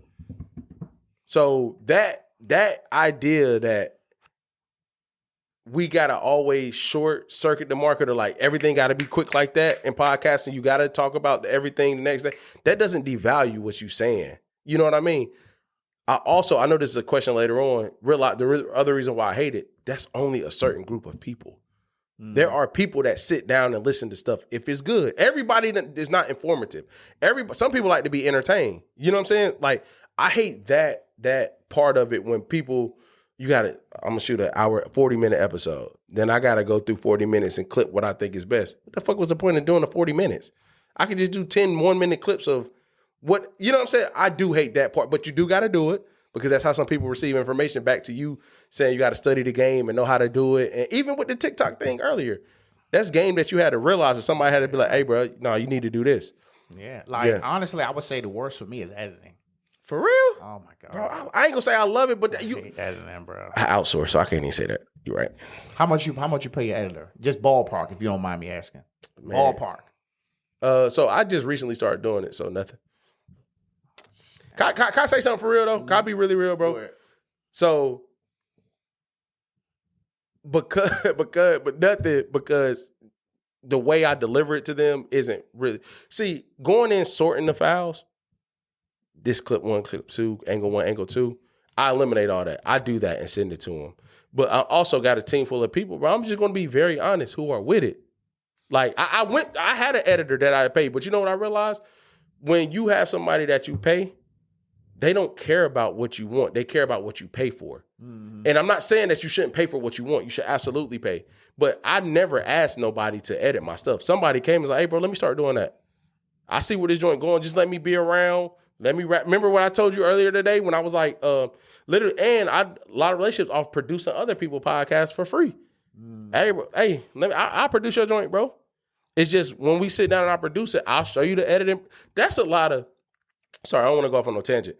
That's another part that a lot of people don't talk about. So when I say like nothing, the reason why I was really like that, because in the back end, I'm willing to go produce everything. I'm willing to do a photo shoot for you. I'm willing to do videography for you. Because at the end of the day, I don't believe in this. This is going to sound bad. Very unpopular opinion. I don't believe in draining the community around you.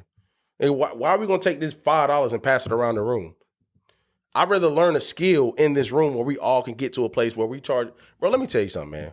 And I don't know if I'm talking too much or not, but it's cool. Tell you the difference. I tell you the difference. Photography. I'm gonna use it to photography back and I'm bring it back to podcasting. Me going shooting all my friends professional headshots, charging all them $150, arguing with them about, hey, bro, my hair look like this, my hair look like that.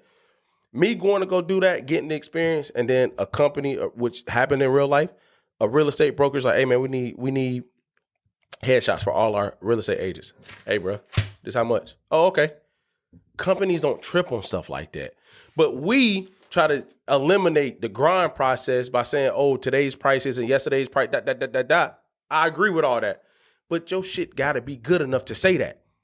And when it's not good enough to say that, you can't stand in that. So I said that to say, like, I use a lot of my skills to help other people. And if it come back, it come back. If it don't, it don't. For instance, with the wellness project, I appreciated their time. For that, you all get videos, photo shoot on me, podcast on me, a production whenever you need it on me. Like, and I'm saying that to say, because if I ever say like, yo, can you come on this panel with me? Oh yeah, no doubt. People eliminate those type of relationships. So to bring it back to here, now with the people around me, I got people with very specific skill sets. And I've done in my skill set, I've done for them what I could do. Pro bono, like, bro, you straight. And they came back like, hey man, I love where this is going, bro. Let's do this. But I always offer. I didn't say that, but I always offer people. Because I understand people have families. Like, how much you want? Bro, just keep me a part of it. Cool. And when you don't want to be stepped, and if you ever feel like you need to get paid, tell me. Because I absolutely believe in paying people. But if I charge the people, if you ask me,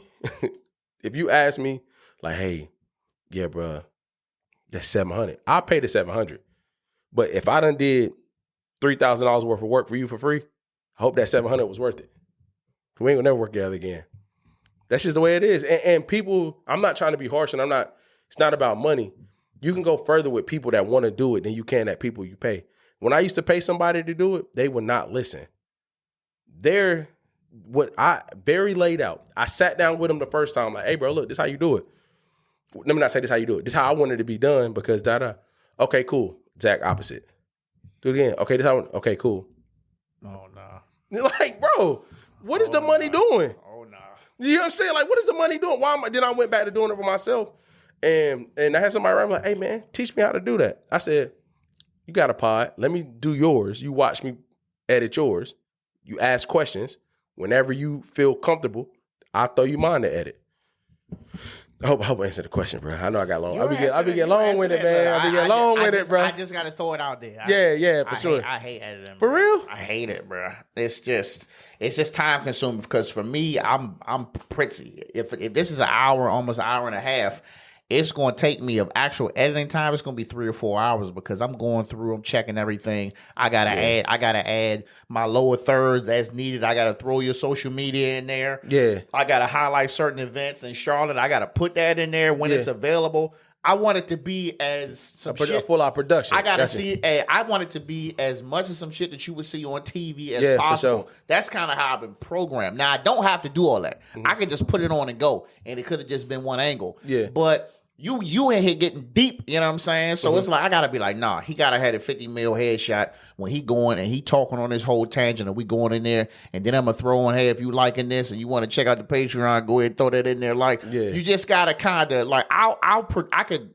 produce this whole thing today and then go back and look at tomorrow and then have to change a bunch of shit because it's like, at the moment I didn't see it. You know what I mean? So in that case, that's why it can be annoying, because as much as I would love for somebody else to do it, your shit better be better than mine. Yeah, it better be way better. And I must, case in point, real time. If I was like, yo, Rob, like, bro, I need this produced. I'm asking the price because I already know where you at with it. I ain't coming here to teach you nothing. But what was my response? You was like, let's start on a small scale first. I said my response is, let's start on a smaller scale so you can see what I can do first. Facts. You know what I'm saying? But the thing is, what I'm trying to get people to understand, your leverage point is that you know your shit, though. Yeah. You know it. You know what I'm saying? And I'm not saying other people don't. So whatever price you say, whether I'm with it or not, if I want this level of production done, I'm going to pay that because it comes with this level of production. Yeah. So back to the point of what we were saying earlier, like, I don't mind paying it all, but your skill set better match your price. I'm a photographer. So it ain't like I'm trying to short. That's how I make my, I ain't gonna say make my living, but that's how I make my bread too on the other side. But like when I tell somebody X amount for the silver package, gold package, you're going to get those things in a really, with fidelity. Them joints is going to be laid out. Them pictures are going to be edited to the T. You're going to get them in a time frame because I'm comfortable with the price that I charge. You know what I mean? So that's the only point I want to make. Like, yeah, you did say that. Absolutely did say that. But like, your skill level is like, here, you got to respect that. So you could say, nah, bro, 2,500. And people can't do nothing but respect that. I wouldn't even know where to stop, bro. You know what's crazy? Even before this, I had 4 or 5 people in the past ask me to do it, and I told them no. You gotta do what you do in public more. If 95% of my biggest clients in photography and videography, retainer clients to this day, came from me grabbing a coffee and my backpack on with the camera in my hand. What you do? Videos cute? Yeah, I'll shoot you a short one real quick. What I'm talking about, this, not the photography. Go do it in public. Bro, I'm telling you, you think I'm tripping, bro. Me and my homeboy who's on the Monday Night Crew, there used to be this hookah bar called Oasis in Bowie. It was a real chill. He was working in town. Said, hey, bro, let's grab the equipment, go sit, chill, smoke a little hookah, and let's have an episode. If you think I'm lying, I can't remember what it is, but it's top 5 Millennials vs. the World, top 5 talks with DJ J-Dub. Bro, you can hear in the background the music, the da-da-da.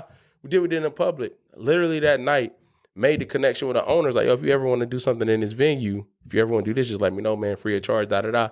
And gain about 15 or 20 more followers. And I ain't talking about the ones you don't know. I was talking to these people. They was like, oh, what y'all do? So I'm saying that to say, I'm with you. But that's another step that people see. It's gonna look awkward. I'm gonna say that off camera. But no, it is gonna look awkward. Listen, trust me. When I had my intro video, I had that one intro and I got the one I previously had. Yeah. We did that downtown DC in front of everybody. I got people looking at me thinking I was famous. I was some rapper or something. I'm walking across the street. You know what I'm saying? Acting like I'm doing something. It felt so weird. My man was like, man, fuck all that, bro. Like, get your shit. Yeah. So I get it, man. But no, I do hate editing. But now, it's different. Now, if I would do it for somebody else who may not need as much as what I'm asking for myself, yeah, it'd be fine. But really, at the time, I told him no because it was a time thing. Yeah. So I was like, I don't want to commit to something you paying me. Yeah. And now, yeah, you paying me, but this is interfering with my shit type of deal. Yeah, for sure. Like, the only way that I would, like, fully, like, full-time do multiple joints is if I took a beat on this. Yeah. Because this takes, at least 2 or 3 days out of the week for me. Yeah. And now you're talking about somebody else. You know what I'm saying? Now just imagine it's another 2 or 3 days I'm putting into yours, and you come back, hey bro, you think you can change this? That's another day. You know what I'm saying? Or something happened with the equipment. Now I got to try to save it. That's another day. So now I've been in that space where every day I'm just deep diving in podcasts, and then wifey like, you gotta get this shit together. Yeah. Because it's our time. Yeah. And you still thinking you downstairs. So that's why I said no. You schedule out your days when you edit, when you shoot? If I get it depends. Like today, like this will probably be coming out sooner than I thought because I don't have nothing else to talk about anyway. So because I'm teleworking, I got today and tomorrow to put it out. Gotcha. If this was a more busier time and football was on or something, this would probably be like next week, and then I would just be editing it as we go type of deal. Gotcha. It's because my schedule is not traditional. You know, I do it when I can do it. Yeah. But I make sure I got at least 4 or 5 hours that I can go. But you like borderline like short film level production though. That's what's up. I mean, if that's what you want to call it. Listen, if it's one thing that you haven't learned about me yet, I don't really take modest shit. I don't take compliments. Well, I'll be like, yeah. Yeah, I mean, I get it. We're gonna rap. Hey, look, keep not taking it. We're gonna rap. I did it. We're gonna rap. Nah, bro, because you wanna know what? I know this is the thing. Let me be quiet. We'll be over for 2 hours, bro. We good, man. Bro, air it out. This is the thing. So this is what I've learned in this journey of podcasting. And to give full context, I started audio only. My little brother's a videographer. I started with photography. I learned videography. My homeboy's a graphic designer, right? So the thing is, in those arenas, photography, I'm really confident in. Videography, super confident in. And I can tell you what I can't do. Audio, I'm confident, but there's small things that I'm still learning about it. Like what we were talking about before, right? Graphics, I'm confident in. Everything that my pod comes with, merch, I'm confident in, right? But when I'm sitting with my brother who's a videographer, my homeboy that does graphic design, you realize they're specialists in their area. Like for photography, specialist. My little brother, videographer, specialist. My homeboy with graphics, specialist. When my little brother talks about videography and we get deep in that bag, I realize like, oh, the people that can do it on that level when I meet them because of how much information I got on the back end, I'm just aware of where I'm not going with videography. I can produce easily, but like there's certain things like, oh yeah, nah, he like major, like nah, like you can see it that way because for a long time, being a one-man army, you got to learn, like you said, learn everything. But it don't make you a specialist at everything. Mm-hmm. You get what I'm saying? So like now that I'm good at what I'm good at, I'm a specialist in what I'm a specialist in, now I can see how I want my other stuff to be if I was to give it to somebody else. Like simple and plain, like the real we was talking about. I'm sorry. I'll say this on camera. I don't feel like nobody I was about to cuss. I don't feel like nobody my little brother with that video. He just does, he's a wizard. You know what I'm saying? And the crazy part is we don't even talk. We show up like, all right, bro, you ready? What am I getting today? Because our chemistry, we learned that, but it's like, so now. When you know. Yeah. And now when I go other places, he's my reference point. I got to see your work now because I'm not going to go from that to this. And saying that as a compliment to you. So when I say, I'm like, oh, yeah, no. And I be watching it already. I'm like, oh, yeah, no. You like, for sure, because he taught me a lot of the basics of a camera. And then to get into videography and to see how he does it, I'm like, oh, yeah, like. Look, I ain't going to lie to you. I pay my little brother, though, for the record. All right, you got to. Yeah. Look, I ain't going to lie to you. Real quick, I made a decision. I was like, yeah, I'm just going to do the photography. Videography shit, that's a whole nother beast. Listen, when I do videography, I use my phone. I'm like, the phone just make it easier. I ain't trying to make nothing like that. But the photos, I enjoy doing that more. Yeah, me too, maybe bro. Because I do videos all the time already. Mm-hmm. The photography is what I'm learning. I'm gonna just go that route. Yeah. And if I got somebody with me that want to shoot some video, that's fine. But I ain't no videographer for hire. Just photography. That's it. So I'm gonna tell you what keeps me with photography, bro. Like similar to that picture, I love that joint fire. Like I got pictures in my studio that I've done. And when I go back and look at them, it's the way you can freeze time, bro. Mm-hmm. Video is just cool, don't get me wrong. But even that picture right there, like, bro, you know what I'm saying? I know y'all bet you remember exactly what race. Hell yeah. Bro, so, that boy lens was about this long. Yeah, but that's, you know what I'm saying? So when I'm like, even when I got my 70 to 300, I'm like, way back, and I'm like, they don't even, like, if I'm at an event, I'm like, they don't even know I'm capturing them laughing over there. It's the way you can freeze time, because with videos, it ain't really no sneaking.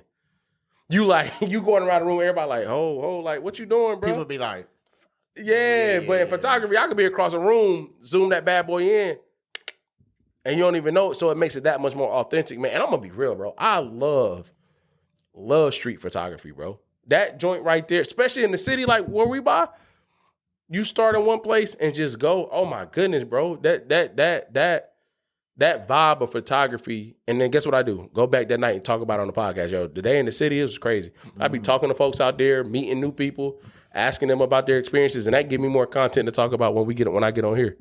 So, but yeah, man, that's fire. Very good. We definitely was way off, but I think I think the listeners and the viewers understood the importance of that conversation. For man. sure. So, all right, so we almost at the end, man. What advice would you give to any aspiring podcasters? So this is going to be opposite of what everybody say, but I believe in this wholeheartedly.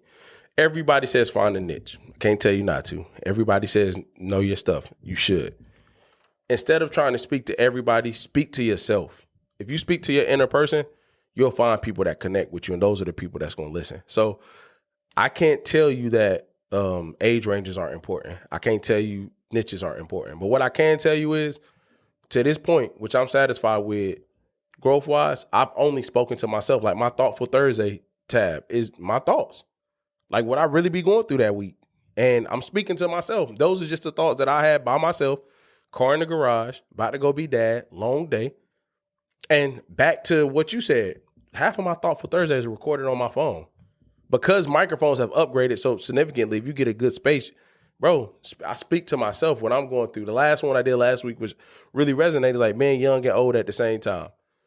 I'm still figuring out that lane, but I was speaking to myself, and the amount of people that DM me like, damn, bro, this was just 3 days ago, Thursday, like, damn, I thought I was tripping. Nah. So I'm saying that to say, get into it, figure out if you're going to be informative or entertainment or both, whatever you want to do. Speak to yourself, whoever you are. Speak to yourself, and people that relate to you will relate to your content. When you start trying to be something you're not or speak about things that you're not genuine about, it'll never stick. That's when you start quitting, when you're talking about stuff that you don't really care about. For real. So that's the biggest advice I can give. Consistency, I can go with the whole little, be consistent. Yes, you need to be consistent, but I'm not going to beat that in your head. You got to be consistent in anything. You brush your teeth every day, right? So like, you got to, like you got to be consistent in everything. So like anything you want to be good, you know what I'm saying? So consistency, yes. But the biggest thing I say is when you create your platform, speak to yourself. Like really speak to yourself for things that you feel like you needed or wanted to hear, because there's people that connect through that. So that's what I would say to people. Okay. Good answer. Very good answer. If I have to give any advice, I'm just going to say, make sure you're having fun. Yeah, for sure. Like this is supposed to be fun. Yeah, for sure. This is a hobby. Yeah. It's a hobby for me. Yeah. You know, this space was just an empty room. I was like, well, ain't nobody going to sleep down here. It's always cold. Yeah. So let's just make a studio. This joint fire though. This is fun. Yeah. You know what I'm saying? The minute I ain't having fun, well, let me just unplug this. Yeah. Why I'm be down here stressing myself out? Yeah, I already for got sure. enough shit going on. You know what I'm saying? So whatever else, yeah, you're right. You could say consistency and you know, make sure you know what you're talking about. Man, make sure you're having fun. Yeah. I tell people all the time, because people ask like, where'd you get the name Captain's Log from? Yeah. It's like it's kind of like having a virtual diary. Mm-hmm. And I'm talking to my gotcha. diary, Yeah. and it's my story. Yeah, for sure. And people just happen to be listening. Yeah. You know, so this is just, so for me, I'm complaining about the train. I used to take the train every day for like 15 years. Yeah. So Shit, gracious. yeah, I'm 38. You know what I mean? I'm old. So you talking about young, You're not old, bro. You're not old, listen, bro. I've been using the word 20 years a lot lately in the last Hell 2 make weeks. you old. And I'm like, dang, why I keep saying? So what is a 20 years? 6-year-old? What's a 6-year-old? Dead? 60? Yeah. What is that? If you old at 38, Old as fuck. Shit, elderly. yo, you're not old, bro. I'm a little old. Bro. I'm there. When I get to 40, I'm just. Are you serious? It is. I mean, don't get me wrong. I'm still young at heart, but yeah. Some things, Bro, I bet you, the success you see in your 40s is gonna go. Speaking of that, I tell my wife this all the time. You ain't really start living till you turn 40. Tapped into it yet, When bro. you turn 40, and you think that's old?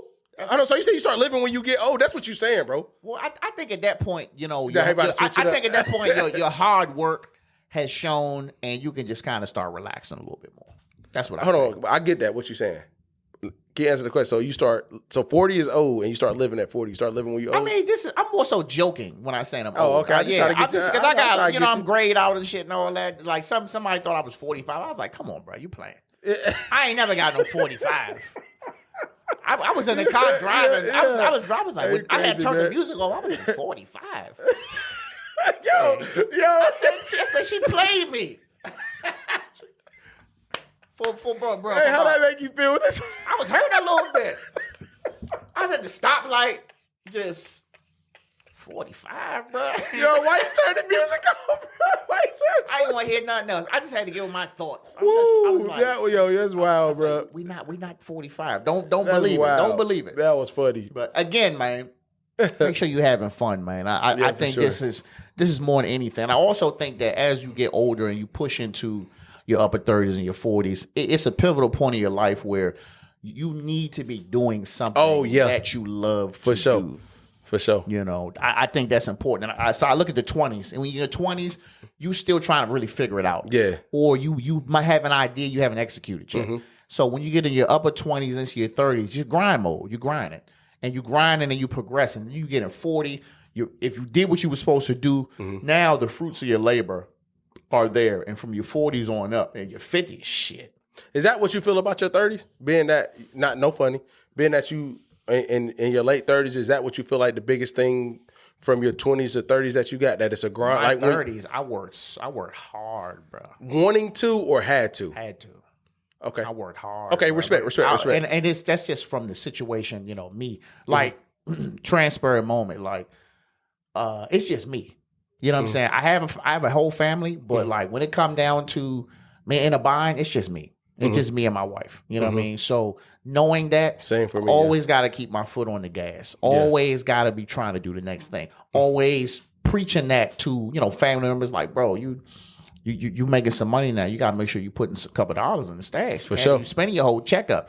I'm like, I've been there. Yeah. I was in the military and I was getting paid Friday. Yeah. And going to the club Friday and Saturday, waking up Sunday with the account in the negative, wondering how I'm gonna make it to the next check. Yeah. Because I'm 19 years old. They're not teaching you, financial literacy in the military like that. Maybe they are now. They wasn't back in 03 and 04. Yeah. You know what I mean? So just knowing that, like, I had to make sure, like, work hard. Continue to give my kids what I didn't have. You know what I mean? I live by that. Like, I ain't had this. My kids need to have it. Yeah, you know what I'm saying? For sure. So it's like now I'm to a point now where I can float a little bit. Like the money I'm making now, I feel like I'm overpaid. You know what I'm saying? Yeah. And I could just float. And I don't work weekends. He said under. Under, yeah.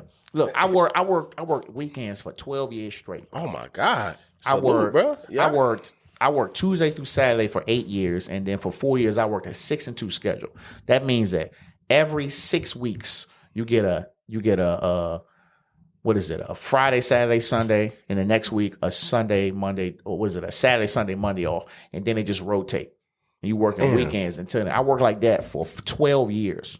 Oh my goodness. So now I'm getting weekends off. I don't know I'm still jumping up Saturdays like I need to throw my work shirt on. But no, I have more time to do shit. So that's why I think like you grind. Your 30s is grind time. Like you in grind mode. Yeah, for sure. Like you foot on the gas. You got so much shit going on, so many different avenues. I love it because you were doing what I was doing. Maybe not podcasting, but just in your life. You know what I'm saying? Young family. You know what I'm saying? Young kids, married. You on the right path. So 5 years from now, you're gonna be floating.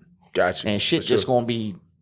It's gonna be nothing to you. So that's why I say, it's like I feel like I'm getting old type of deal. Because I don't have to grind like that no more. I used to always complain because I've been in the government. I got 16 years in the government. And I used to always complain to old niggas. I'm like, these niggas don't do shit. Yeah. But they be getting paid. And now I'm up there and I was just like, well, I don't do that much. But I mean, I ain't. You paid the cost to be the boss. I ain't where they are. Yeah. As far as just bullshitting around all day. But all that labor and just being a body, like, no, I'm somebody now when I walk in the building. Yeah, for sure. I just mean that in that area. But I live by that. You're not really living your best life till you turn 40. Yeah, for sure. So, I've come to realize, in my personal opinion, I feel like 40 to start. Because and unless you like got a one of us. Do you got any younger siblings? Yeah. How much younger are they than you? I got an older sister. It's 5 of us total. It's 5 of us total. How many younger than you though? I'm the oldest boy.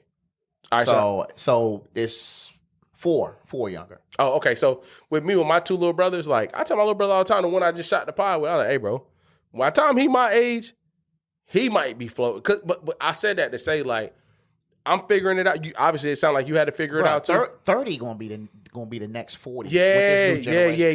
They're so much more advanced than us. They got information, bro. There's no way we had this amount of information. There's so much advanced. My son can come in here and run this shit if he wanted to run. I'd be like, son, I need you to just make sure the camera's out of focus. You want to put in the work? That nigga lazy. He upstairs playing Fortnite right goddamn now. Lazy, man.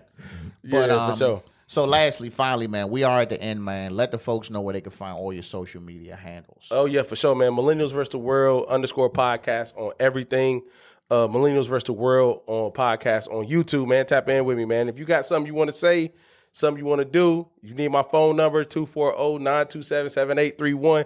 Millennials vs. the World podcast at gmail.com, man. Tap in with me. Damn, he put the number on there. Oh, yeah, man. You got to be with the people, man. I need a whole nother phone if I'm doing that. I do got a whole nother phone. Oh, that's why you did that. Ain't the number you text me on. Shit, yeah, okay. Nah, never that. Okay. Nah, man. That phone go rampant. Now, you want to know, before we get out of here, that's another way audience engagement. They can get contact with me. They can text me, bro. I got control over that. But the way I just said it, if you got something to say, hit me. Okay. Well, look, man, I appreciate you coming through, bro. For sure. I appreciate you having me. This meant a lot to me. You know, it was, I was talking about it for a while. I was like, bro, just set up the fucking interviews, bro.